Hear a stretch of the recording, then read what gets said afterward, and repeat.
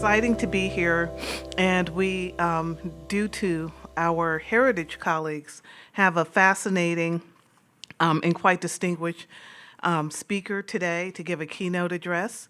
Before I introduce him, I need to thank all of the staff, Melissa Espinoza, if she's still here, Andrew Harding from the Heritage Foundation, and of course, Dustin Carmack and Jeff Smith, Senior Fellows at Heritage, for partnering with Dean Peterson, me, and Professor Kaufman as we put this together. So lots of people to thank.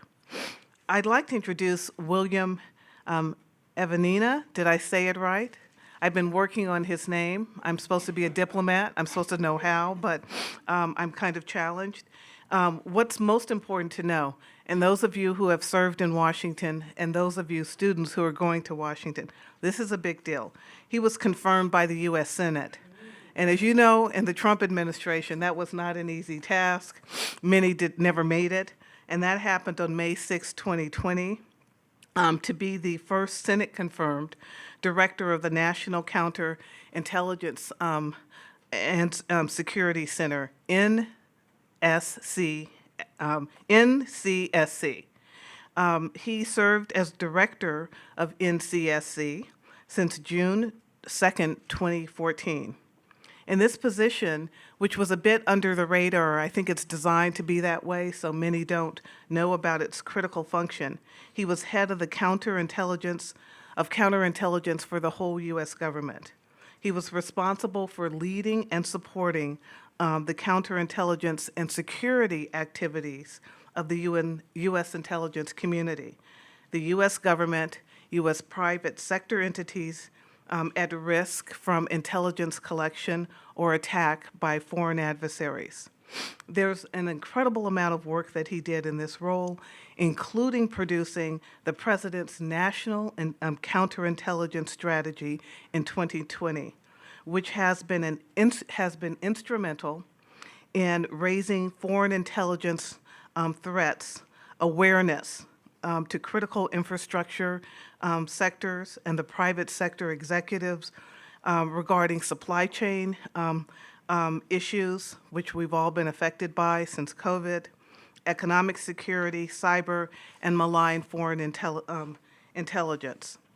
He has also had a career in another big part of his life as a special agent with the FBI, where he served many years ago as the special agent, assistant special agent in charge of the FBI's Washington field office. There, he led operations in the counterintelligence and counterterrorism divisions. There's a lot more to his background. He now serves as founding president and CEO of a company that bears his name. He has undergraduate degrees from universities in my old state, Pennsylvania, and a master's degree in educational leadership from Arcadia University in Philadelphia. So I could say a lot more, but I want to give our guest a warm welcome, and I think you really want to hear his remarks. So, Mr. Evanina, thank you. Good morning. It's very humbling to hear those fine remarks, Doctor. I appreciate that, and well done on the name. And as you hear yourself introduced in your bio, it's hard not to think back to the amazing women and men who supported you and put you in places to succeed and surrounding you with capabilities and resources. And that's where I was lucky, because I've had an opportunity, whether it be the FBI, at my time at the CIA, or as director of NCSC, to be surrounded with just the most amazing human beings in the world, as well as being provided with the most incredible capabilities and tools the world has ever seen. So as much as what my conversation today will be about, a little bit like yesterday, on the depressing, demoralizing side of the reality of the world we live in, rest assured that we live in a nation that has an intelligence community and military that are the greatest in the history of the world. And our capabilities, our successes, our wherewithal, our planning and strategy cannot be duplicated, and it's never been seen. For the good reasons, it's been hiding in plain sight. But offensively, we are doing phenomenal things. So as a taxpayer, as an American who participates with our partners around the world in the Quad here today, as well as NATO and the Five Eyes, rest assured that behind the scenes, the women and men of the Department of Defense and the intelligence community are doing phenomenal things to keep us safe, both now and in the future. So now I'll get to the reality of my remarks. So obviously, I've been put in places to succeed and be surrounded by amazing people in a world that's very negative, in the counterintelligence and security world. If you think about what we're obligated to do as a nation to protect data, systems, people, things, it's laborious. And we're oftentimes way behind the curve. And we often act in a really strategic, 4 days too late, 6 years too late, reactive mode. So how do we get ahead of the curve? So I'm going to bring up a couple of examples. So SolarWinds. Everyone here, we talked about it yesterday. SolarWinds, a very big part, I would say, is the eye-awakening event of how a nefarious nation-state threat actor, through intelligence capabilities, can disrupt the way we live. No, it's no longer an opportunity where an intelligence service is attacking an intelligence services, or it's no longer spy versus spy. The threat landscape has changed dramatically in the last decade, where we have seen our adversaries, some would call them competitors, I still call them adversaries, have really changed the fundamental framework for what they are attacking. The public sector, academia, research is now the new geopolitical battle space. And we have to re-vector the way we look at protecting the finite resources in those areas to be able to adjust prophylactic measures. The government can no longer just be responsible for protecting what makes us great. There has to be, and I'll use this word with a small p, a partnership across the ecosystems to protect what makes us great. And that protection has to be extended to our partners that are participating in this global economy. So when you think about SolarWinds, you think about NotPetya on the cyber side, and you think of the pervasive insider threat cases we hear every day that make us numb, of an insider at a company who steals IP or trade secrets, takes them overseas, and they go first to market, and they patent that capability, and then we end up buying that stuff that was developed here. It's a vicious cycle that we have to slow down. Now we are in a space where it gets a little bit more complicated, because you look at the threat landscape as wide and depth as we see it.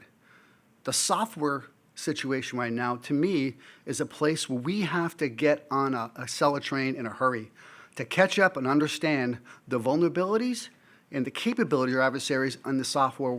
If SolarWinds is not a wake-up call for our inability to prevent chaos in the software world, I'm not sure what's going to be. And where does our threshold for pain end? Not only in the US, but in the global ecosystem. So you have the whole construct of supply chain in the software world, or the marketplaces. Well, my concern is, as a fellow individual who understands the threats and capabilities of our adversaries, as well as having one foot in the business world, the Venn diagrams of people involved in protecting our supply chain are far removed from each other. From what the intelligence community derives overseas of the plans and intentions of our adversaries on day zero, to when that software vulnerability identified 4 years later, and then when it comes out, you have a finite group of folks who understand that software vulnerability. They're typically in the private sector. The government does not have the resources of humans available to duplicate that sophistication and understanding the software vulnerability. So where do those two worlds meet? How do we facilitate a capability where we could see our adversaries developing or facilitating a zero-day that's going to impact an OT, an IT, or some type of capability, and then share that with those who could help protect it? We have to find a way to strategically build alliances that are not quite similar to our adversaries, but I will say similar to what we've just seen in the Chips and Science Act, where the government has done a fundamental change of course where the government is going to provide resources, funding, and some strategic intent to get ahead of the chip issue. Get ahead is probably not correct, but catch up. And I think we need to look at that framework a little bit differently now moving forward as to where else in our critical infrastructure do we see that. I want to just start by talking about, as the doctor mentioned, the strategic strategy, so to speak, the national counterintelligence strategy the president signed in 2020, which was under construction for a year or two. I just want to just talk about it for a second to understand where we are today. So when I first got in this job working for President Obama, we put a counterintelligence strategy together in 2015 that just laid out who the bad actors are, right? It was a very good document made by the government for the government, right? Who are the Russians, who are the Chinese, who are the Iranians, North Koreans, the Polish, whoever, Okay, so we knew that. So in 2019, we said we have to take a different look at this. So instead of talking about who the actors are, let's look at what are they doing here. So we created a counterintelligence strategy that really was hidden in the darkness as a security strategy. And I just want you to think about, as we signed this out in January of 2020, pre-pandemic, just think about what's happened since then till now. With SolarWinds, to Colonial Pipeline, to the ransomware attacks, to COVID, to the vaccines, to the PPEs. Just think about the world we live in and about where we were and how foreshadowed we were with the world, and not on purpose. But if you think about the strategy, there's 5 pillars, and we'll walk through them real quickly. First, protect our nation's critical infrastructure. We wrote it in 2019, full well knowing what we saw every day in classified intelligence, what the Chinese and Russians were doing to our critical infrastructure behind the scenes. And we had to find a strategic way to get it out in front. That was number 1. Number 2, protect our supply chain. Because we knew what they were doing and we knew what they had planned to do and what they were already doing. And we saw that come full forward with COVID and how the Chinese specifically were facilitating nefarious capabilities, intent, and success in our supply chain. Our supply chain is vast, from software to all the way to getting in your home. It's a big deal. Number 3, economic security. Protecting our nation's economic security, because economic security is national security. Number 4, as the doctor pointed out, malign foreign influence. How do we prevent and deter nation-state threat actors, mostly Russia, from a really successful malign foreign influence campaign at the global level, national level, and then how do we prevent China from being so successful at the state and local level on malign foreign influence? Last but not least is cyber. The close access and cyber operations of our adversaries, understanding that threat, and we put this out in a very unclassified manner so that corporations, academia, businesses around the world could see what was happening and how the nefarious activities of intelligence services and nation-state threat actors were manifesting their badness in our global ecosystem, in our world. And it really became an impetus for the government to really partner with the corporate world to say, hey, here's what we see. Whether you're Microsoft, Google, if you're GE, it doesn't make a difference, or you're a farmer in Arkansas, these are situations that you need to be concerned with. So you look at those 5 pillars and how today they are so, I would say, bright and shining because we're able to really take a look at the results and the badness. One thing I want to just bring up is the economic security portion. I'm a big believer that economic security is national security.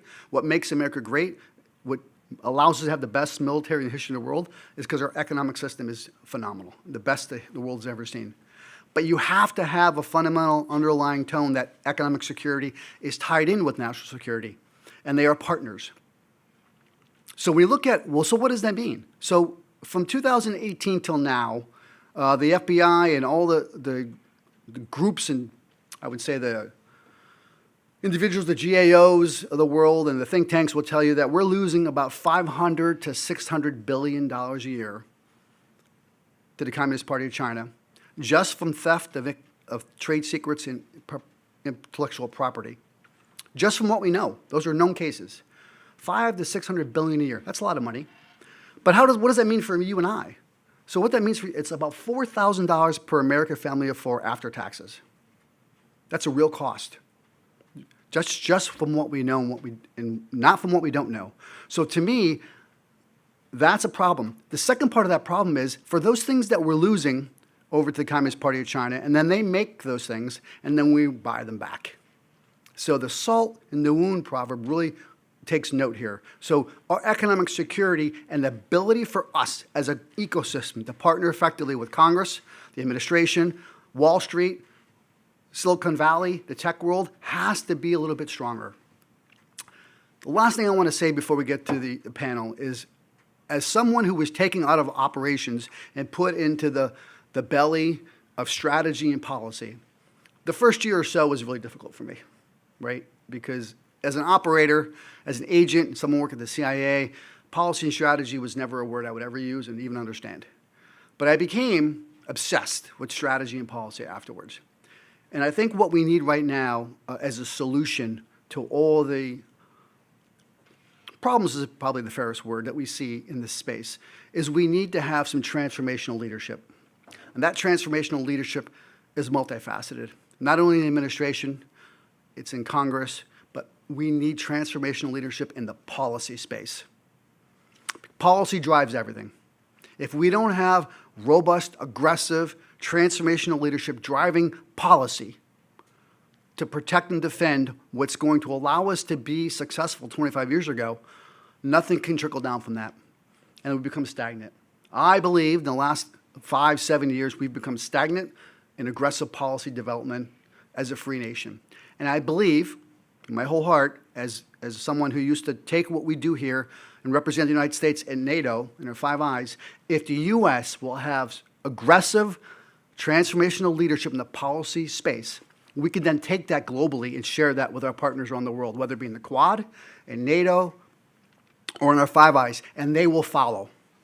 It can't just be whack-a-mole, strategic intent to defeat and deter small things one at a time, but robust, strategic policy that stems from transformational leadership, I think, is going to be the solution that takes us from point A to point B and finally begins to allow us to look at these problem sets holistically and in a futuristic perspective instead of being always in response mode. So I'll end my comments there, and I look forward to an opportunity to have a little bit harder questions from Dustin and the crowd. But with that being said, that's the end of my comments. Thank you very much. Well, thank you so much for your remarks. I really appreciate it. Bill and I worked together. He worked in the intelligence community for a long time. I worked for a very truncated but turbulent period of time in 2020. Bill, wasn't mentioned, you had the honor of giving election security briefings of all years in the 2020 election cycle to the DNC, the RNC, the Biden campaign, and the Trump campaign, and to Congress. So and he volunteered for that position. So you get credit alone for that. You ended your note, your life has been working a lot, kind of in this intersection between business and the government sector. And this included a lot of your partnerships that you mentioned with NATO, with Five Eyes. We've been having a lot of conversations here about what the Quad could be, what this means in the context of this broader Indo-Pacific security, but like you said, global security. So what do you see from the lessons you learned in those positions, where we are with the private sector right now, it could be applied towards the Quad? Great question. And what I've learned personally, I grew up in a world in the FBI which is very myopic, right? The FBI exists and only the FBI. And then I went to the CIA, and the CIA exists and only the CIA, right? So having an FBI executive into the CIA's ecosystem was traumatic. Let's just say that. Fun, but traumatic. But then as I got to NCSC and I got to see the globalness of the intelligence community, and then with NATO and our Five Eyes, I realized there's a whole world out there that we are not taking advantage of learning. And I think to your point on the Quad, there has to be a two-way relationship. And I've experienced a one-way relationship, right? This is the U.S. way, and we will then provide to you, our partners, our way. And you have to choose whether or not to take it. And I think, as you know, and we heard yesterday in some of their conversations, our Quad partners have a lot to offer. And my question is, because we're so isolated here and we are siloed, whose responsibility is it to take those those lessons learned and those great creative ideas from ideation to capability from our Quad partners and bring them here, right? So I think the oneness and twosiness of how we do things hurts us, but I think strategically, if we're able to do that from a true partnership perspective, understand what they do, how they do it, what their capabilities are, and resulting from what problem set, we can then leverage that here in the U.S., whether that's diplomatically, militarily, or economically, to be more effective. That starts with a forum, right? I think we lack in forums that provide us the opportunity to do these exchanges of information and capabilities. Great. We're coming up, now in February on about the 1-year date since Russia's invasion of Ukraine. I'd be curious your thoughts, kind of, applying this lesson more broadly, but what lessons have you taken from this? I mean, cyber, I know there's been a kind of a fierce debate about what has happened in cyberspace as it relates to that, but what kind of lessons do you think need to be taken by the United States, by the Quad, by our NATO partners, from what's happened that you've seen so far? Well, first, I think it's fascinating what's happening in Ukraine, as well as horrific with response to the significant amount of innocent civilians who are losing their lives. It's just catastrophic in my mind. I'm going to keep my comments to what I know best, right? I think we've learned that the Russian bear is not as big as we thought it was. Their capabilities militarily are nowhere near what we thought they were. And we also saw, from an intelligence perspective, their ability and or inability to communicate in wartime is laughable, right? So I think there's some good news here that the Russian visualization, from Rocky IV and all that, the way we look, we have really put Russia up to be this big bear. They're not, right? So yes, they have nuclear weapons, but beyond that, I think the world has seen they're not as anywhere near what we thought they were going to be. And that goes down to the wartime commanders in the field using open communications and just having soldiers who don't want to be soldiers, all the way to not having a strategic intent on the battlefield. In my old world, it was really exciting to see them fail day to day on the battlefield, and I think we have to restructure how we historically look at Russia as being an equal or a peer, because they're nowhere near that. What lessons do you think China is learning from this? Well, I think every academic and think tank has written many white papers about how does this impact China with Taiwan, right? So I'm not going to get into that debate because I'm not as smart as those who write about that. But I do think it's a calculus for them now. And I think as you see Xi right now, who, let's not kid ourselves, there is no equal to him in his mind, right? So he wants to be the leader of the world geopolitically, economically, and militarily, and there's no number two. So I do think they're looking at this strategically as to see not only what the U.S.'s response has been behind the scenes in providing resources to Ukraine, but what's the global look at this, right? And I think China's mentality has always been, let's just wait, sit back, we have a long, and then eventually no one will care about the Ukraine war, right? So as long as we keep emphasis on this, we keep providing resources, I do think that Xi and his team of merry men will think about this long term and how it impacts Taiwan. And as we heard yesterday, it's not as easy as we think it is, but I do think it's a strategic calculus for them to see how the world and NATO has really put themselves in a position to help not only Ukraine, but more fundamental, a democratic country. And I look at Taiwan as being what we embody most deeply in the United States is the ability to have free and open democratic elections and a democratic society and freedom. I think at the end of the day, that will help us have a strong calculus in Xi's mind. You talked about, the private sector or partnership with the small p. I think we've seen that relationship and the importance of that in this fight. Literally with a lot of tech sector companies, Western tech sector companies, offering cloud services literally to save a lot of the data infrastructure for Ukraine early on. We've seen SpaceX and Starlink provide unique services that the U.S. government and others couldn't provide at scale, such as that. So as we kind of look at, and you ran into this intersection of private businesses now that are very closely associated with essentially the missions of government, what does the U.S. and our partners need to do when it comes to protecting that infrastructure? What role do we serve? And we talked a lot about space when you and I were at ODNI and the threats there, but it's all moving towards commercial. Great question. And again, if you look at it from a fundamental perspective, the framework needs to change about how we look at partnerships, even in the space. So whether, as you saw in Ukraine, with Viasat or the public ecosystem is now part of the government apparatus. And we made that bet. And so going back to the defense industrial base, even now to open source and just crowdsourcing capabilities, we made that bet because it's more effective and more efficient than government capabilities. But now we have to be able to defend it, whether it be a satellite capability or a social media capability or a technical capability. We're willing to do that offensively, working with cyber and others offensively. So when those companies then are become victims of Russia or China, we have to be able to be okay with protecting them, right? So it can't be a one-way street. If we're going to use their services ahead of time, we have to say, you are now part of our critical infrastructure, or if it's a satellite capability that we're using offensively and you are taken out by Russia, that has to be a catalyst for us to say, we're in bed with you morning and night, not just in the morning. Great. You're speaking of critical infrastructure, something that you worked closely, I know, at NCSC, working with our partners, the Bureau, or at CISA, or DHS. I think we're kind of on the cusp of seeing the Biden administration's national cyber strategy here in the weeks ahead, and there's been this big wrestling debate, I think, out of the Office of the National Cyber Director and Chris Inglis on what's the role of regulation amongst these very diverse 16 critical infrastructure nodes. I mean, IT in itself is considered a critical infrastructure node.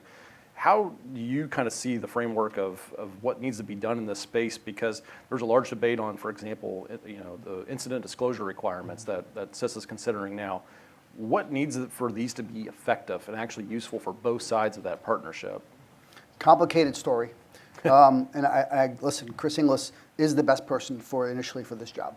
I mean, because he's done amazing things at NSA and he understands not only the capabilities, but what's the intent of our adversaries. And I think that's important. We are now in a policy space to be able to live in both of those worlds, because it's not just policy with the P and I'm driving a government policy, because he knows what the capabilities are and what they've done historically and what they're capable of doing. So I think Chris is in the perfect space. Where he's struggling, I think, and I think where we're struggling in your question, is we haven't done anything yet, right? So I think the first couple steps are going to be to do something, right? And that let's not let perfection get in the way of something good, right? So, and I would start with a few critical infrastructures. I would maybe start with energy, telecommunications, and maybe financial services, and to get some baby step wins. And let's start with energy. Let's start with the electrical grid, right? So, you have FERC and NERC, you have all these organizations out there that have regulatory compliance issues in the energy grid. Let's give them some tools to have enforcements on their own. Let's not create something that's not going to work, that's going to cost more people that don't have any idea what they're doing in this field.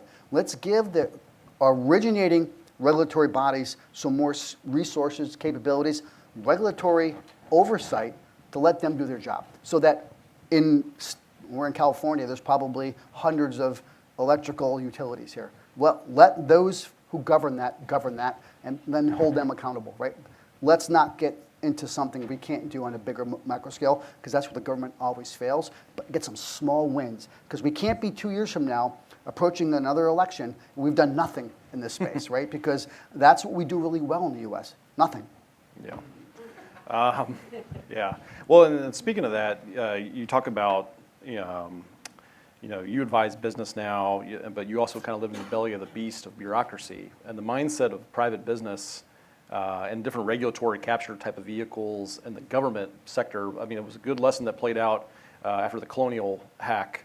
They kind of rushed in to regulate TSA, regulated pipelines. And essentially everybody was like, this will make it even worse than what it was. And so I think there was some lessons learned there. So kind of that easy hand and working with industry as a collaborative partner on this. But do you think that there needs to be some fundamental baseline security requirements for some of these kind of, as you're testing out in some of these on like the energy grid, for example, some baseline requirements of liability for some of these industries to make sure that they're putting in the standards? You can never eliminate all risk, but how do you go about trying to kind of apply some lessons or regulatory in an even-handed way that makes sure that they're meeting baseline standards to protect us? Great question, Dustin. I'll go back to 2014, 15, 16, when the electrical grids, through regulatory action, were forced to go from analog to digital in their capabilities inside the grids, inside from the smallest power plant to the biggest transformer location in New York City, right? That was a big change. Well, that meant that when they developed those capabilities to go digital years before that, they were made so they would hit the internet 5 to 12 times a minute, but no one thought about how to secure that, right? Because it became an open conduit for bad actors. There needs to be a capability so that we do that now in natural gas and oil pipelines to other situations with TSA. How do we then facilitate knowing ahead of time before we develop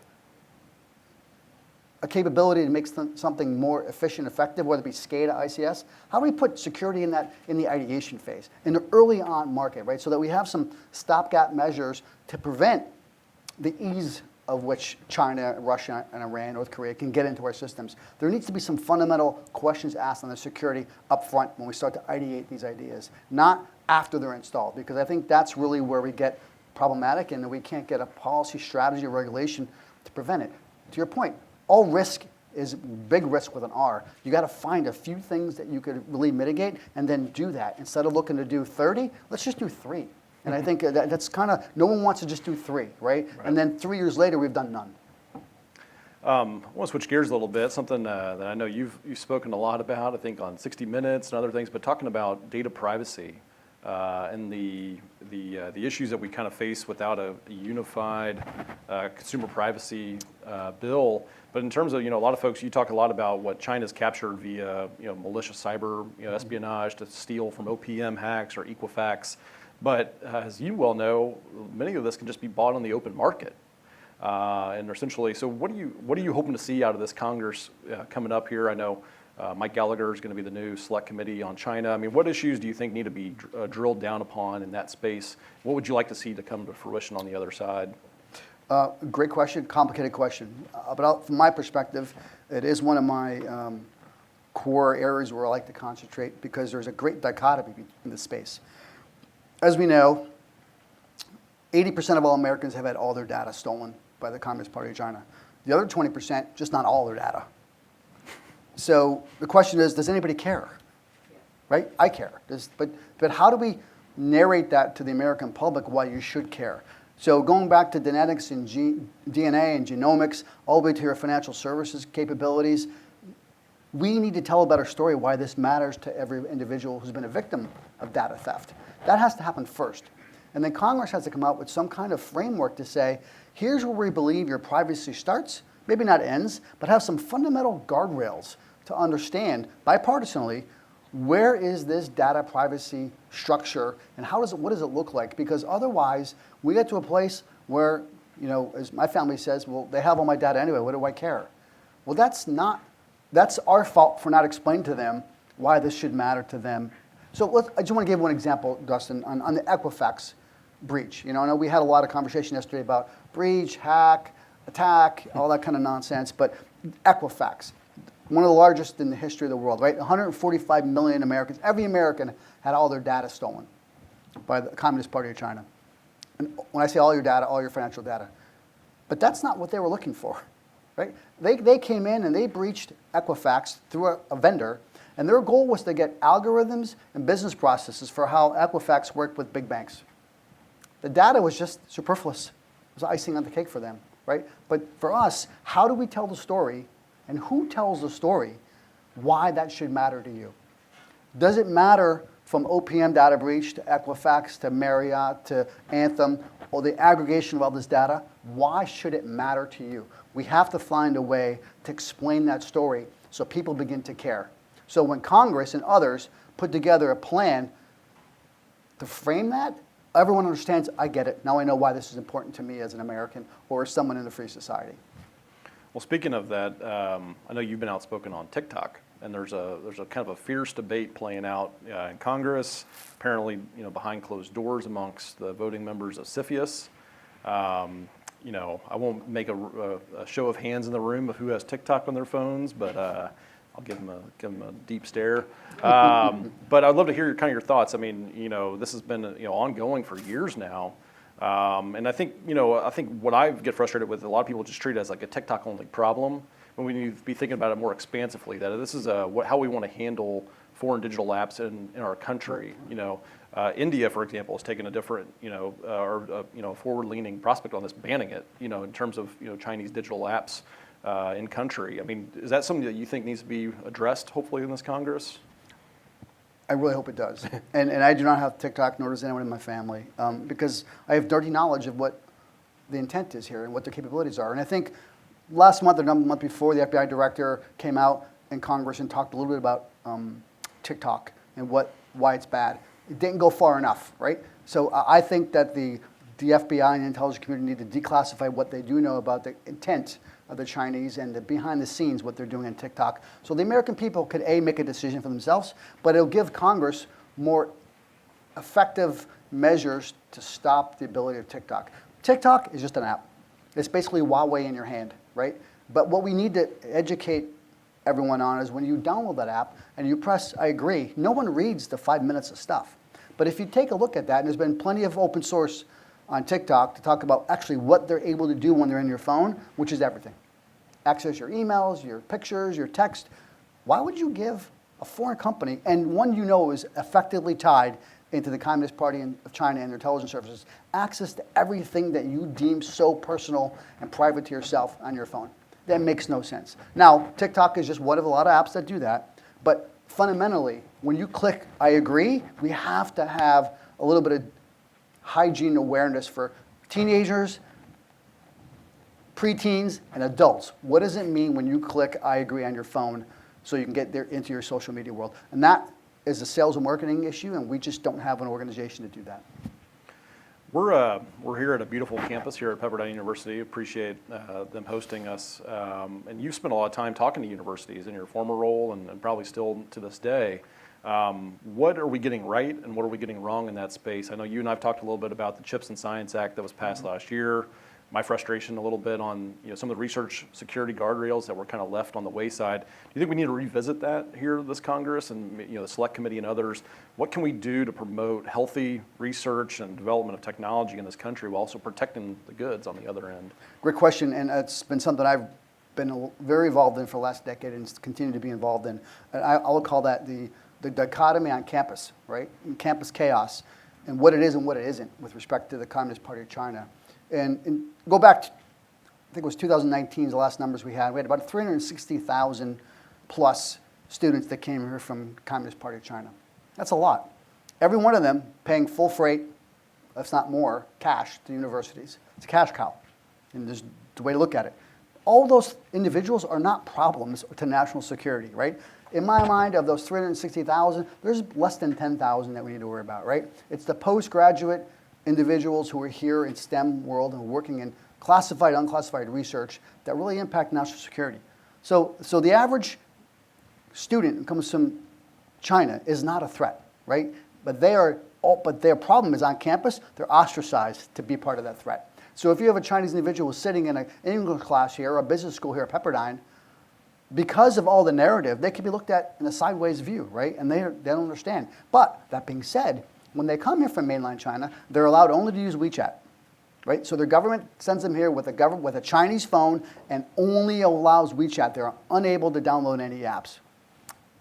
Some great conversations I've seen in Congress, and I agree with in the intelligence community, when we allow these students in here, there should be a partnership with the government who gives Pepperdine the facilities to provide that individual with a phone.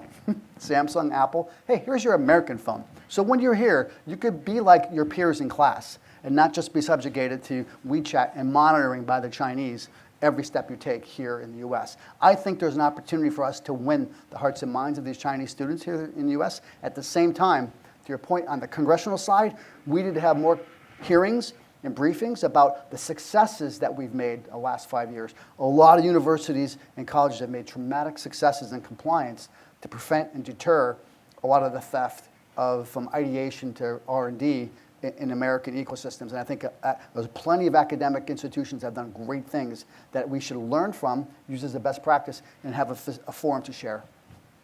I will ask just one more question before I open it up to the audience. I'd love to get your thoughts. There was a big kind of fierce debate. There was reforms to CFIUS back in 2018, 2019 on CFIUS and FIRMA.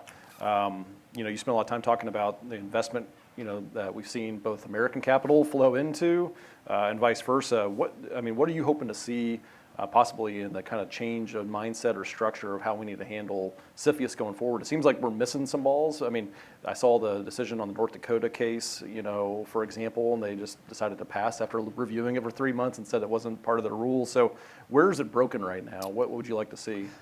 Yeah, I'm not sure it's broken. I just think it's not big enough to where it needs to be, right? And I think CFIUS gets a good rap and a bad rap. And with FIRMA, I mean, we expanded our capabilities there, but the appropriators didn't put any more resources to it, right? So I think there has to be a tail as you allow the government to be more active in preventing this. You have to give them the resources to do it, right? And they stay stagnant, so you can only get so much through that funnel. Secondarily, we have to look at open up the aperture to say, and we talked a little about this yesterday, from an economic investment perspective in the U.S., the Communist Party of China, and only them, Russia has no stay here, have an incredible ability to provide economic investment capabilities in the U.S.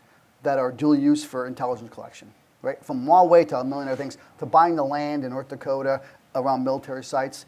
So to me, that farmer who has the American dream, who's selling his land for 3x the value, no one's going to tell him no. That's the American dream. He doesn't know the nefarious capability of the buyer, straw buyer or not.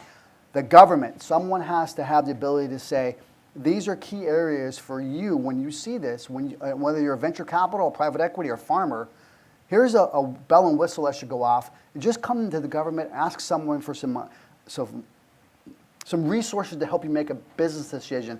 As much as you might say, yes, I'm taking my money and running, but at the end of the day, if you are an economic development corp in a small city or town, you need to understand the negativity of the decision you're making, potential long-term national security threat before you pull that button, right? And I think we have to do a much more effective job of educating the economic business development leaders in the local level to what this looks like, smells like, tastes like, so then we could prevent it from the front end.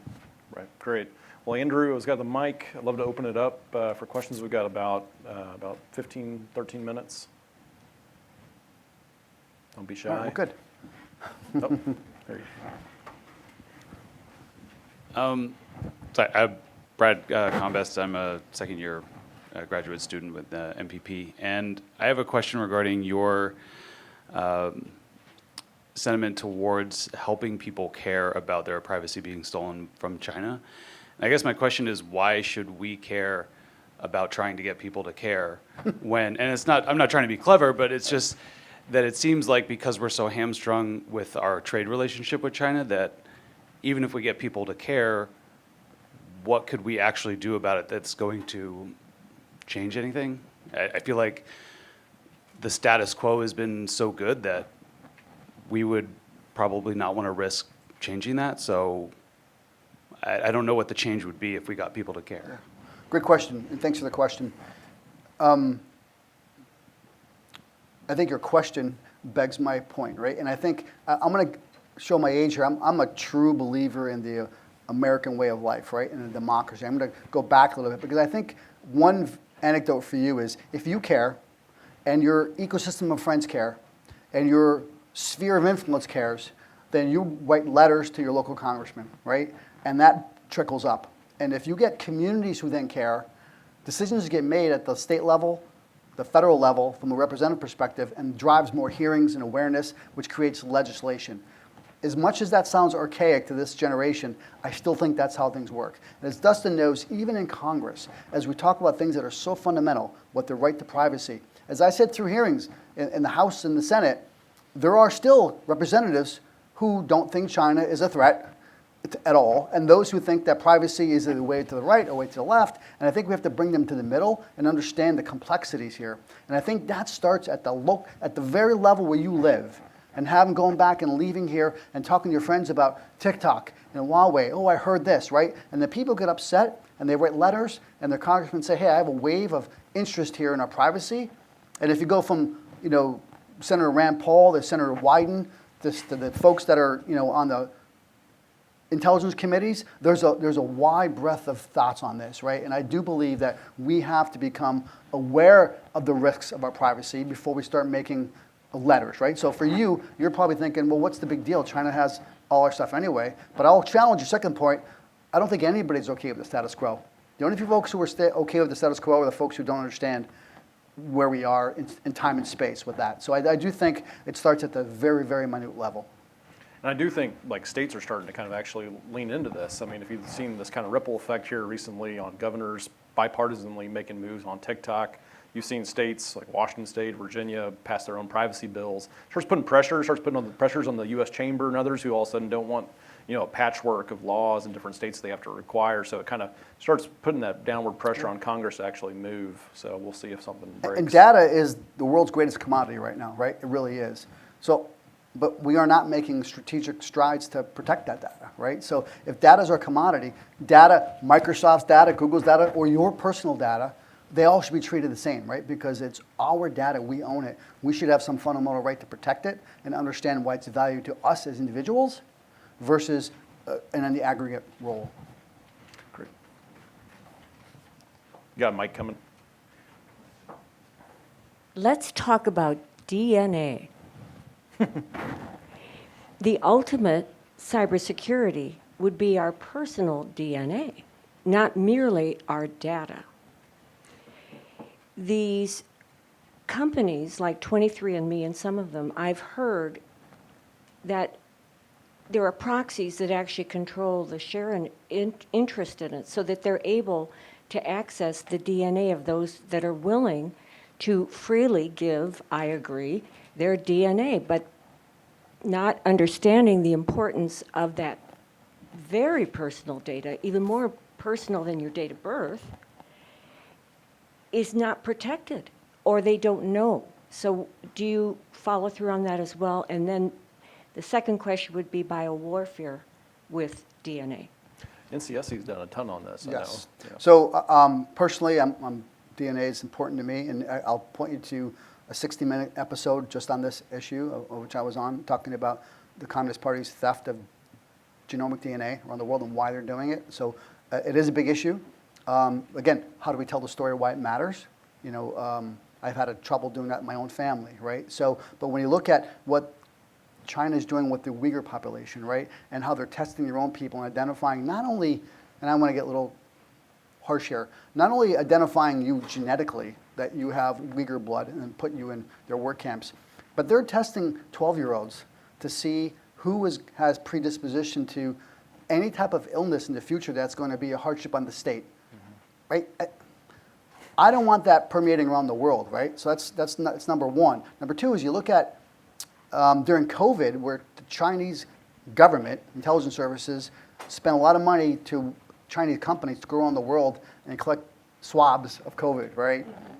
So not the slyest move in the world. So we saw that and stopped a lot of it in the U.S. And I don't want to mention the name of the company because I'll get sued again. But you can Google that, right? But they are a global company working on behalf of the Communist Party of China, collecting nasal swabs around the world, right? Adding to our DNA database. To me, we have to at least be aware that it's happening. And to your point about 23andMe, and they were part of the story in 60 Minutes, they ended up selling to a Chinese company, right? So again, the American dream, at the end of the day, now the Communist Party of China has all of that DNA data from every single person who subscribed to 23andMe. And so far as I know, Ancestry.com has not sold to the Chinese government. And some of these premier Chinese, private sector companies have very close associations with medical research facilities that are closely associated with the PLA. And so it kind of intersects with a lot of their military apparatus in this kind of dual threat environment and what they're testing on, possibly soldiers or other things. So I will just add on, there's a legitimate business effort here by the Communist Party as well. So they want to, and this is public knowledge, they want to own the global precision medicine market in 2030. And in order to do that, they have to have the most effective and efficient records on every human in the world. So that you or I can call our doctor, that doctor could be telemed in Beijing and prescribe antibiotics from there, and they'll have all their records, right? So they want to crush the U.S. medical system and the insurance system as we know it, and they want to own that precision medicine capability around the world in 2030. And roughly about 80 to 90% of all base pharmaceutical chemicals actually come out of China and our good friends in India. But when you think about the supply chains, from top to bottom, they that's the goal, is to control those kind of. So next question. Hi, I'm Andrew Davenport, another student here at Pepperdine University. I think when we talk about like data privacy and security, I think for a lot of Americans, we've just kind of become so desensitized to our data being leaked or being hacked with these companies like Equifax and such.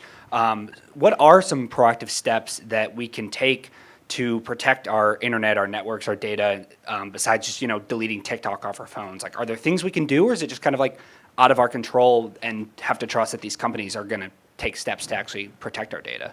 Great question, and I'm not. We can get in for hours about things that you could do to protect your data.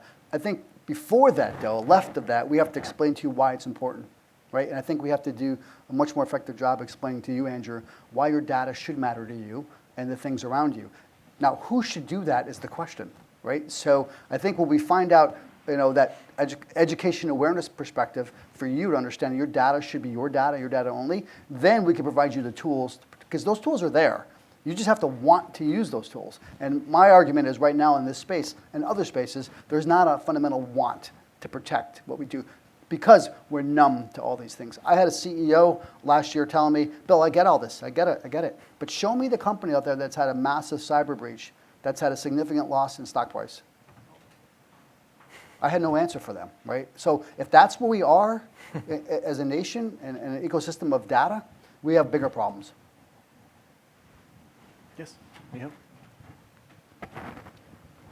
Thank you so much for the wonderful fireside chat. So you talked about the importance to share best practices among the universities. So because you talked to senior executives about how to protect themselves from economic espionage, do you have any best practices to engage with business leaders to understand the threats and also how to protect themselves from intellectual property theft? Sure. So I think for me, I travel around the United States meeting with a lot of business leaders through the Chamber of Commerce's, the business economic development corporations, talking to CEOs. And my aspect is to advise CEOs why it should matter to them from a brand perspective, and then so they can provide more money to their CISOs, CIOs, and their CSOs to be able to protect that. From best practices perspective, there's plenty out there. It's just, again, an appetite to who wants to get those best practices. On the academic front, I never hesitate to tell School A about what School B and C are doing effectively in compliance to ensure that there's not a shadow government in China doing the same research and development. Because I think we have to find more venues to share. For instance, here in the Quad is perfect, but we have to be more aggressive in terms of finding true best practice sharing and look out for sharing, right? And I think that has to happen, and the venues need to increase with not only depth, but also in terms of repeatedness. We have to have, I would say 4 or 5 times a year, have robust conversations at multiple levels. And I'll just digress for a second. In my NATO role, fighting when I first started that job in 2014, when I would chair the NATO counterintelligence panel, everything was Russia. By the time I left in 2019, it was 85% China. So how did that happen? Well, it happened because we were sharing all the capabilities, intent, and classified information, sometimes not unclassified information, with the intelligence apparatuses of our partners. They would take it back to their home capitals and then share it with their politicians, their home secretaries, and the governance boards. And I think that had a lot of momentum as we start to see, because otherwise, as much as we want to say we're in a partnership world, we're running out of venues to share. And I think we have to really pause and think about what's the most effective way that we can have a new structured venue to ensure that we have an agenda and sharing things, good and bad, between our partners. All right, I'm going to take a point of privilege we have a couple minutes, or real quick. Thank you, William. I think you spoke wonderfully well. The way you spoke and the way you answered the questions, it really tells your depth of the knowledge and depth of information you have. My question is to our 2 young students who are on there. Privacy. Today, I think, I was listening to both these students there. Certainly something must be going in their mind, conflict there. The entire internet world is connected, God knows from where the data is going. I don't think anyone would know from where the data is going. It's all connected and put here and there. Whatever data you give or you don't give, there is a quite probability, chances are very high the data will get leaked I mean, I may not be, if they're given to me in the university, I may not be, you can paralyze me or you can do things. So in this scenario, when the data path you don't know, don't you think these young students are right in thinking, what's the point having a privacy? If the data is flowing and we don't know where it's going to go. These are what I got from young. So I'm posing these questions to you. What should be done? And as we move on in a metaverse kind of a scenario, Web3 scenario, these issues will become more and more important. I think you bring up a really, really good point, generational point, for these young bucks here and buckettes that are here who grew up as infants with a cell phone in their hands, right? Very native to them. Probably when their second birthday, they got an iPhone, right? So, because their parents just say, hey, go play on the phone. But it becomes native to them, right? And I do think so in their mind, everything that's on their phone, which is theirs, they really don't care where it goes, right? I think your point is valid. I think we have to be very clear and concise about what that means.